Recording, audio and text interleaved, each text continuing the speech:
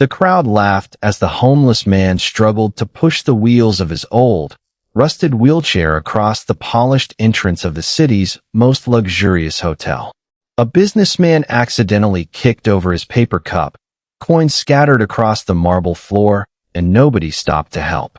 Some people covered their noses as they walked past, others whispered cruel jokes, while a few even recorded him on their phones for entertainment.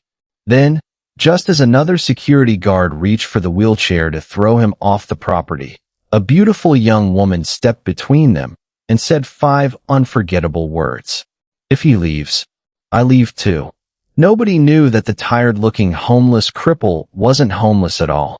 Beneath the worn clothes, fake beard, and trembling hands was Ethan Brooks, one of the youngest self-made billionaires in America. Within the next hour, the entire crowd would discover a truth that would leave them speechless. But Ethan wasn't searching for revenge. He was searching for something money had never been able to buy. For nearly 15 years, Ethan Brooks had built one of the world's fastest-growing technology companies. He started with a tiny rented apartment, an old laptop, and a dream bigger than anyone believed possible. He worked through sleepless nights, survived bankruptcy twice, and refused to give up when investors laughed at his ideas. Eventually, every sacrifice paid off. His company expanded across continents, employing thousands of people and making him one of the richest entrepreneurs in the country. Yet every achievement came with an unexpected cost. The richer Ethan became, the harder it became to know who genuinely cared about him. People smiled because of his success, not because of his character. Invitations arrived every day from celebrities, politicians, and wealthy families who had never noticed him before. Women who once ignored him suddenly wanted expensive dinners, luxury holidays, and designer gifts. Friends who had disappeared years earlier returned asking for investments, loans, or business partnerships. Even distant relatives claimed they had always believed in him. His last relationship broke him completely. Sophia, the woman he had planned to marry, secretly admitted to her friends that she loved Ethan's lifestyle more than Ethan himself. One evening, Ethan accidentally overheard the conversation. She laughed while saying, "Even if I didn't love him, who would walk away from billions?" Those words shattered him. He canceled the wedding without telling anyone why. Newspapers created endless rumors. Social media blamed him. Nobody knew the truth.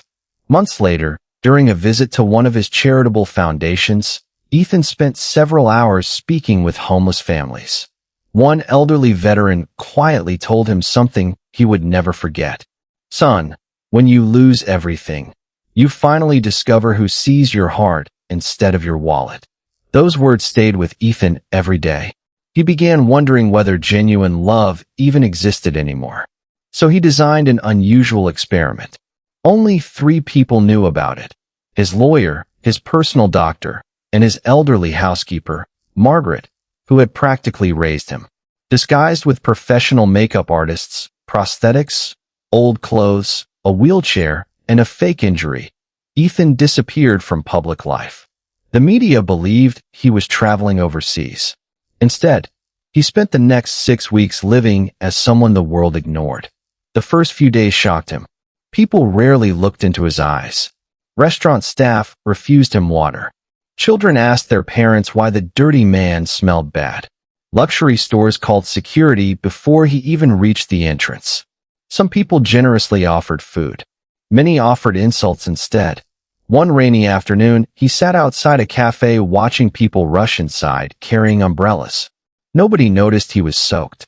A little boy tried giving him half of his sandwich, but the child's father pulled him away. "Don't talk to strangers." Ethan smiled sadly. He understood the father's concern. Still, the sandwich remained untouched in the little boy's hand, while Ethan quietly thanked him anyway. As the weeks passed, Ethan filled an entire notebook with observations about human behavior. He wasn't writing about money. He was writing about kindness. Some of the poorest people shared the most. Street cleaners greeted him every morning. Delivery drivers occasionally bought him coffee. An elderly widow knitted him a pair of gloves because she believed he had nobody. Yet among the wealthy crowds outside expensive hotels and luxury shopping centers, compassion often disappeared. One afternoon, Ethan positioned himself outside the Grand Crescent Hotel. It was famous for hosting celebrities and millionaires. He wanted to see whether appearances truly controlled people's judgment. He didn't wait long. A luxury sports car stopped. A young influencer stepped out. She filmed herself handing Ethan a single coin. The moment her camera stopped recording, she took the coin back.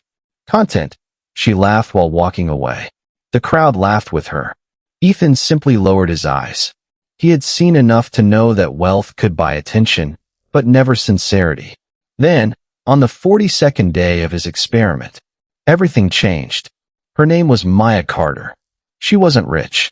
She worked mornings in a small bookshop and evenings creating paintings she hoped someone might buy. Money was tight. Rent was overdue. Her shoes were beginning to wear out.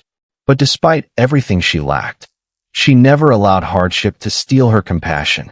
When Maya noticed Ethan sitting alone outside the hotel, she paused. She walked into a nearby bakery. Minutes later, she returned carrying fresh soup, warm bread, bottled water, and a clean blanket she had originally bought for herself. She knelt beside him. "Sir, would you mind if I sat here?" Nobody had asked Ethan permission to sit beside him in weeks. He nodded quietly. For nearly an hour they talked. Not once did Maya ask why he was homeless. Not once did she pity him. Instead she asked, "What made you smile before life became difficult?" The question stunned Ethan. Nobody had asked about his happiness before. He invented stories about repairing bicycles, fishing as a child, and enjoying sunsets. Maya listened carefully to every word. Before leaving, she placed 40 pounds inside his pocket. "It isn't much," she whispered, "but maybe tomorrow will be easier." Ethan tried refusing. She smiled. "One day, help someone else instead." Then she walked away. For the first time in years, Ethan cried. Not because of the money, because someone had offered kindness without expecting recognition. The following afternoon, Ethan returned. So did Maya. But before she reached him, 2 security guards ordered Ethan to leave. Guests watched. Some even applauded. One guard grabbed the wheelchair. Maya rushed forward. "Stop. He's done nothing wrong." The hotel manager joined them. "He doesn't belong here," Maya calmly replied. "Kindness belongs everywhere." The argument attracted dozens of people. Phones began recording. Then, 5 black luxury vehicles entered the hotel driveway. Bodyguards stepped out. Executives hurried outside. Everyone assumed an important investor had arrived. Instead, the chairman walked directly toward the homeless man. He smiled warmly. "Good afternoon, Mr. Brooks." Silence. Complete silence. Ethan slowly stood from the wheelchair, removed the fake beard, straightened his tailored suit hidden beneath oversized clothing. The crowd gasped. Security guards turned pale. Hotel management froze. The chairman addressed everyone. "You have just witnessed the owner of our largest investment group." Several people immediately apologized. Others quietly walked away in embarrassment. The influencer from weeks earlier deleted every video she had recorded. Ethan raised his hand. "No, please don't apologize because I'm rich. Apologize because I was human before you knew I had money." Not a single person could answer. Ethan turned toward Maya. "You never asked who I was." She smiled. "I already knew." He looked confused. "I knew you were someone deserving respect." That's enough. Those words reached deeper than any business award ever had. Months later, Ethan invited Maya to help lead a new charitable organization dedicated to restoring dignity to homeless families, disabled people, struggling artists, and veterans. She accepted, not because of the salary, because it aligned with her heart. Working together brought them closer. Their friendship slowly became love. Not the kind built on expensive gifts. The kind built on trust, shared purpose, laughter, difficult conversations, and quiet moments helping strangers together. Years later, on the same hotel steps where they first met, Ethan asked Maya to marry him. She smiled through tears before saying yes. The guests watching applauded louder than any business conference Ethan had ever attended. But the most beautiful moment came afterwards. Instead of celebrating inside a ballroom, the couple spent the evening serving meals at a homeless shelter. Because they never forgot where their story truly began. People often believed Ethan Brooks disguised himself to discover true love. That was only part of the truth. What he truly discovered was something even more valuable. That compassion is the rarest form of wealth. Respect costs nothing to give. And the people who treat strangers with dignity are the same people who remain loyal when success disappears. Years later, the old wheelchair remained inside Ethan and Maya's foundation headquarters, not as a reminder of pain, but as a symbol that appearances can fool the eyes while kindness reveals the heart. Visitors always asked why such an ordinary wheelchair stood in the center of a billion-pound organization. Ethan would simply smile, place his hand on its worn handle, and answer, "This chair didn't make me poor. It showed me who was rich." And every person who heard that story left with the same unforgettable lesson.